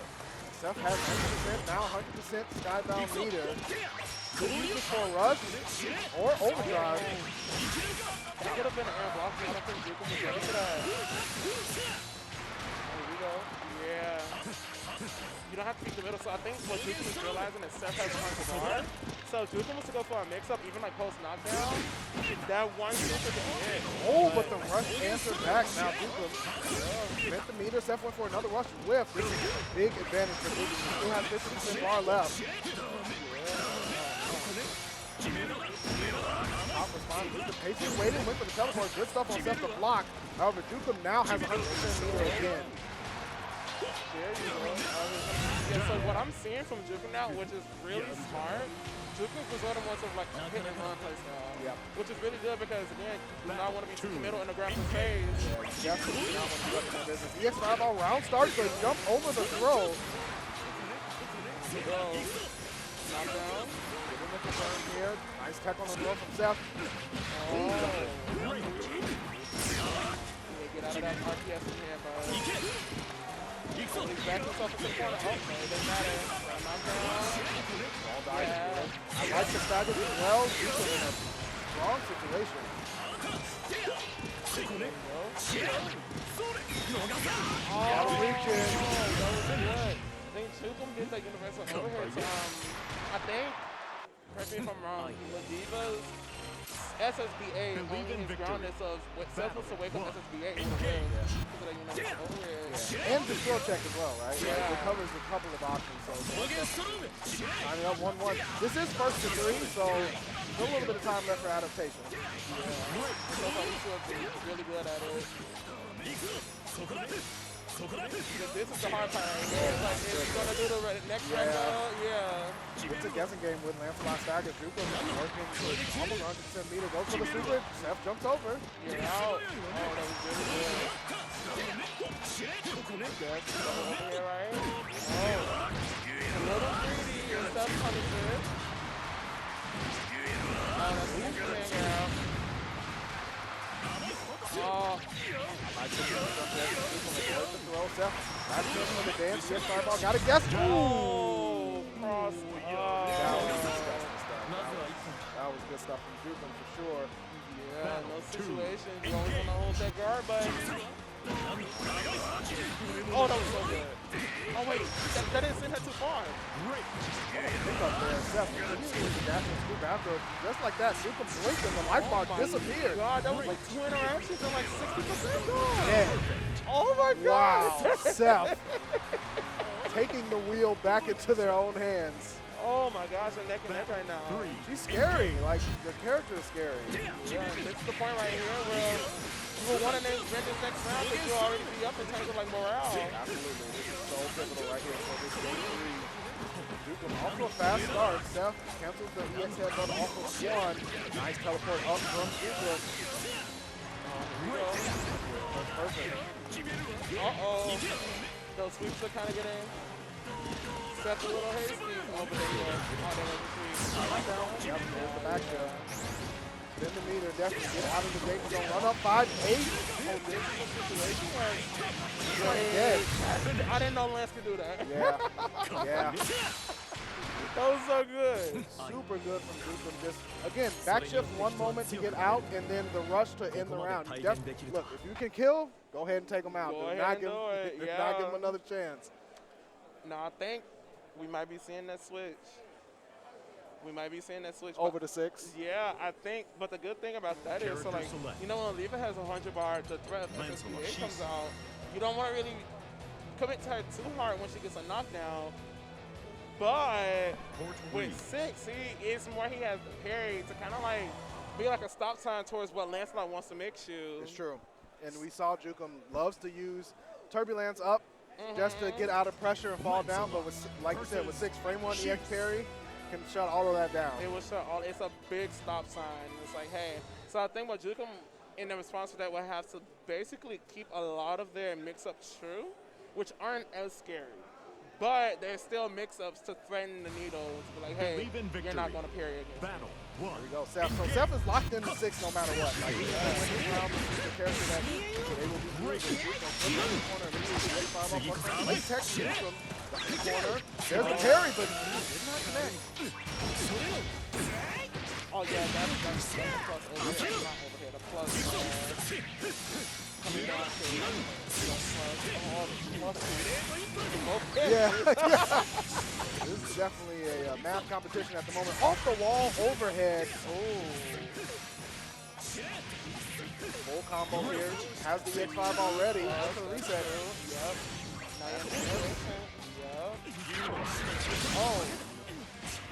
What a button press. Jeff only needs one touch to confirm. Aw, chipped out. Yeah, that's that mind game. Seth knew like, hey, they probably thought I was going to parry. I'm like, you know what? I'm going to take this chance. And it worked. It certainly did. Match point for Jukum. Seth got to defend 2 of them just to stay in the set and in the practice. They have to fight. I wonder who it is. But Jukum are knockdown. Exactly what they want. EX Fireball ready to go as well. They could go for the reset here instead. No, EX Fireball, what a parry! Oh, that's the hits. Seth will take advantage of that knockdown to parry. It's actually really good. Runs up the road. They catch Jukum. Seth keeps their turn. Teleport up. Wow, what a stagger there from Seth. Taking the advantage. Activation. Seth has to be so careful. Really good spot to lose from all this Gets a hard knockdown here. Dash up. It's going to be a throw again. No, too light. Nice tech from Jukum. The escape button, but Seth with the chase down. EX Fireball and a confirm. Seth stays alive. That was such a dangerous spot for Seth, and they were able to survive. So here we go. Again, another set point for Jukum. I like what Seth is doing with blocking, but they're not okay to block. Fireball, disengage. Watch himself get hit low, but no confirm. Commits to the Rekka. Oh, what an air throw! Nice reaction to that. Harry, I felt it coming. Seth with the light speed here, has overdrive available as well. Jukum pinned up in the corner, does wall jump out. The chase down and confirming the super. Close the door, game 5.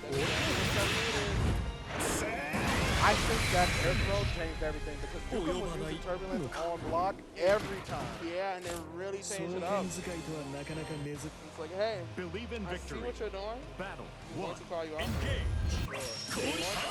Pivotal. We will move on to grand finals. We're about to find out Seth with the opening gambit with the throw. Jukum teleports out. Seth stuck in the corner. Oh, boy. There you go, Colin. He has the button too. That actually looks really good. Oh, there you go.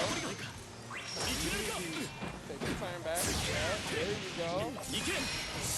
There's both are doing these options, but they're not going to get started. Cash out on that damage. Nice damage. Gets the OC off as well. In the corner. Gotta watch for the turbulence. Will it come? No. Jukum commits to the down back with throw. Oh, good block made. Yes, Fireball interrupts the dash forward. Making her way in and the parry to close the door. That was so good.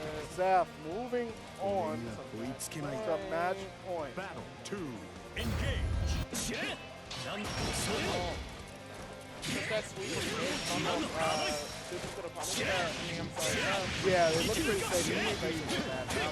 Seth goes for the parry again. Get off. Corner the corner already. Ooh, the dive on the other side. Uh-oh, Seth. A little bit of a slip. Has pressure, but Seth does have overdrive as well. Oh, that was so good. Right outside the range for that. Well activated. Mixing overdrive is a really scary character. Start blocking and you start chipping away at the help. Yeah, you should do that option because he didn't want to block it. Yeah. Did not want to get caught into the block. That's probably the game. Now it's time for Seth to open the hidden door and fight the boss behind the Elite Four. There you go. It's the 5th match coming up. It's going to be Bpaw on winner side versus Seth on loser side of Grand Finals here at Roundhouse 2022. Granblue Fantasy versus one more match remaining. A good old Chicago throwdown. Seth versus Bpaw. Good stuff to Jukum though. That was incredible Lancelot play for sure. Shows how strong that they are at this game and at that character.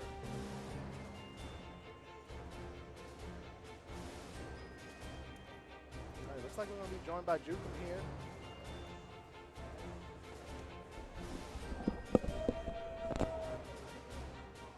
Joining us on the mic. Hello? Hello, sir. What's up? How's it going? Doing pretty swell. Besides, you know, Well, losing. Yeah.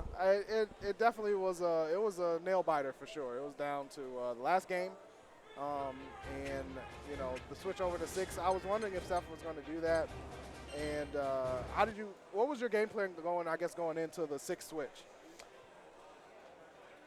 I played against both Seth Ladiva and 6 kind of the same way, just kind of being back a bit. Character select. But it worked last time when I fought him in, I think it was winter semis. Yeah. But I don't know. I need to look back at the VOD. I have no idea what changed up that made me lose. Like, he did a lot better. Like, not only just winning, but he just, like, steamrolled me, it felt like, at the end there. Yeah. So. I mean, that's what the VODs are for sure. And, I mean, it's cool, really cool to see people coming out still, you know, to play some offline Granblue. It's such a cool game, so excited for people to support it. And, yeah, we're going to get into grand finals here. Bpaw versus Seth. I think Seth went just to refuel or get some water and rehydrate. He needs it. Yeah, for sure. For sure. It's been a long grind. So, other than that, I mean, is this your first time out to Roundhouse or second? I think it's my second. Okay. Yeah. Cool. I've been here a few times for some of the other, like, weeklies. Yeah, stuff yeah, too. yeah. Not too often, though. Seth was kind enough to give me a ride. Awesome. So I don't feel as bad when I beat him. Because now he beat me. That's fair. So. That's fair. The car ride is just neutral. Like, okay, fine. You know, like it was 1-1. We'll call it a day. That's good stuff. Enter any other games? No, just Granblue. Cool stuff for sure. All right, Seth coming back up. Ready to get it going here for the last match of the day for Granblue Fantasy Versus. Shout out to everybody watching. If you want to contribute to the pot, you can go ahead, !match on the chat. Every $5 to whatever game you want. It should be Granblue, but we'll leave it there. Gives you a raffle entry into a hitbox controller raffle. So $5 gives you 1, 10 gives you 2, 15 gives you 3, and 20 gives you 4. Cool opportunity. Coliseum. All right, getting started up. Seems to be having trouble fist bumping. It's always a mix-up. Is it going to be the handshake? Is it going to be the fist bump? I think it's best when they embrace it, when they mess Oh, up yeah, and they that's the ultimate. cover their hand and then shake it that way. Oh, man, the best timeline for sure. Where everyone's correct. Believe in victory. Battle 1. Engage. All right. Grand finals of Granblue Fantasy versus here at Roundhouse 2022. I didn't know we were getting a bunch of straight into it. No intro. Yeah, just in her face right there. Oh. Good back row punish from Bpaw. Goes for the dive kick. That makes throw. Turning that. Oh, another throw. Not putting them back in the corner. Into Bpaw. Gotta respect it on the ground. Seth tries to go to the sky. Bpaw reads it. Alright, next. Went to the throw. Can he punish? Cash out. Gonna have one pressure, but available. Alright, one last throw. Oh, and there goes the DP. Bpaw's so good at just reading air actions, even on block, and responding to it with just a blink. Engage. That's exactly when they're going to press buttons. Like there. And there. I just waited for the parry to come out. Good punish. Bpaw on a roll so far. Only needs 3 games to close out the tournament. Seth has the long roll for 6.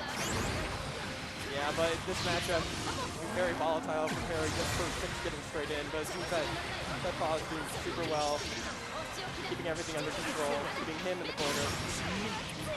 Nice parry. Answer the TG and the EXDP, but Bpaw with just wake up light, sealing the deal. That's 1 game down that fast. I was expecting fast games, but I was expecting that for in 6's favor. Yeah. Just keeping her cornered. Yeah. Perry was playing like a little rush down. Yeah, yeah. That's one of Bpaw's strengths, though, is really being able to just accelerate the gameplay, even with a character like Fairy, to make you feel like you're being rushed down all across the screen. Immediate switch from Seth into Ladiva. Ooh. This could be the struggle bus in a lot of ways. I mean, Seth obviously making a conscious decision here. You have rush, which does help, but obviously it costs 50% meter. You got to get to that point. Not only that, it resets neutral a bit too. Yeah. Once they're at the wall. Yeah. I would have expected this game 3 if he lost again with 6, but I wasn't expecting it now. Unless he's planning on switching back to 6 if things don't go too well. It could be a route to go. I like the early switch because, I mean, I imagine Ladiva might be a little bit of a slow start against the Fairy, so you might want to just have more time with Ladiva. There's a hit grab into DP. Back into it. On the OP. Bpaw with another sweep. A little rough at the moment. Blocking a bit better than last game, but still at the corner. Oh, big punish. Big opportunity for the mix. Oh, and Okay. never mind. Go with the OP here. Is the caution light? It is.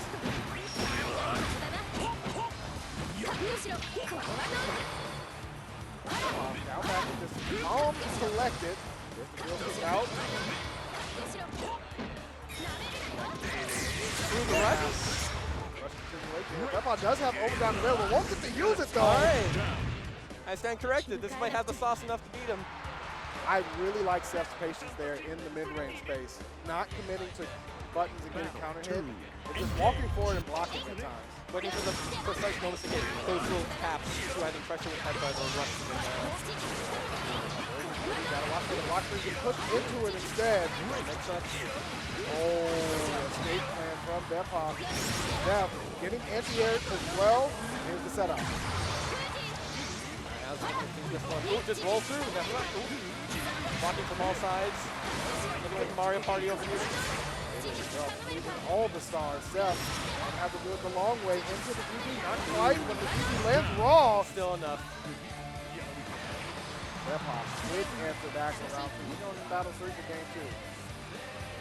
This is so pivotal because if Bpaw goes up 2-0, it's going to be really difficult to set up.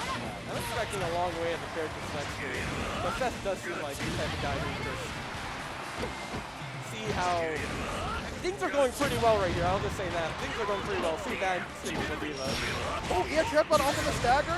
Get caught looking. Here's the EX scoop. Is this dead? Not quite. For the dance.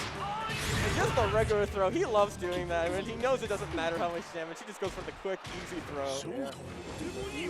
On a roll. Seth answering back one game apiece here. Going into game 3.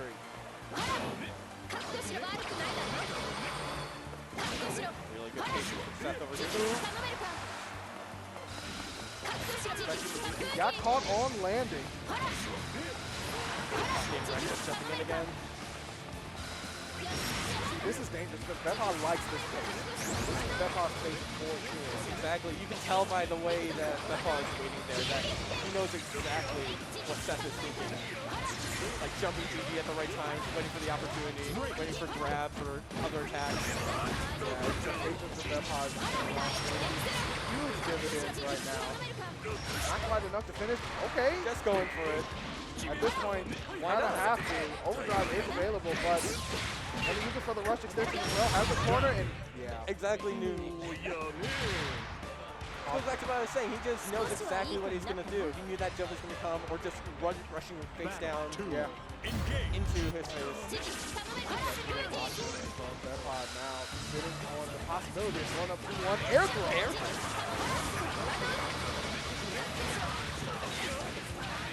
JU starter or mix. Classic Terry mix. Ooh, pressing a button on Gigi there. Bring the overhead continuation off to the reset. Bpaw doing massive damage from Seth. Both of them can't contain each other's mix. Whoever gets the momentum first. Like that. Oh. Finally blocking DP. Ooh! For the reset instead. It's not barely out of reach. Oh, and there it is. No, barely not. No DP. Expected GG. There's the rush through. That was very, very scary. Yes, it was. Bpaw finally winning out.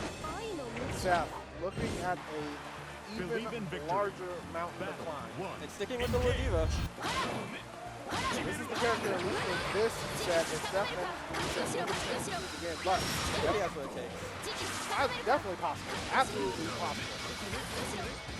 Good kick, grab. Just immediately the grab. Response from Seth. Corner swap. Some more pressure. Light, good block from Seth. Rushes forward just to keep that aggressive distance. Nice DP on the follow-up. Seth, back to 0-1. The clash, the weirdest of clashes, that JL pushes her out. Scoop. Bpaw in a little bit of a rough situation. Has overdrive available. Goes for it. Last back Seth needs to be super careful here. Long range chip damage. Good use of rush. And the kick. Good stuff from Seth. 1 round away from sending us into a game 5. This is insane. 2, engage. There now, EXPT again on the last frame of landing. Seth going back. Getting in closer, but not the way he wants. He's not having a good time right now. At all. Laying down, going for the overhead and gets it.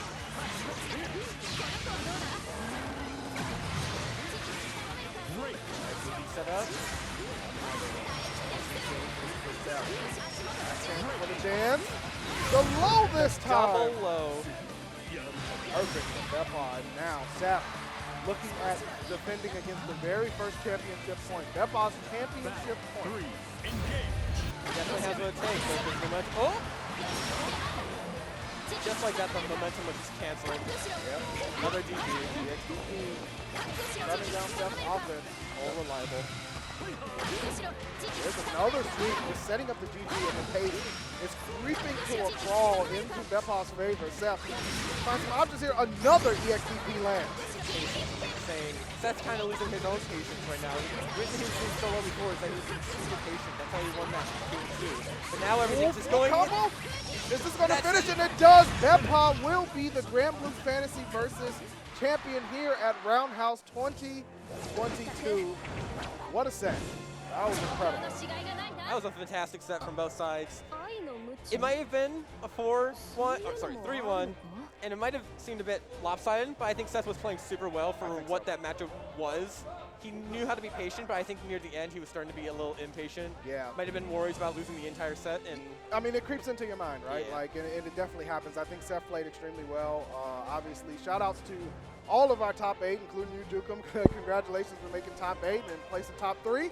We are going to close things out here for Granblue Fantasy versus here at Roundhouse 2022. But we have more matches coming to you soon, so stick around. We'll see you then. see ya.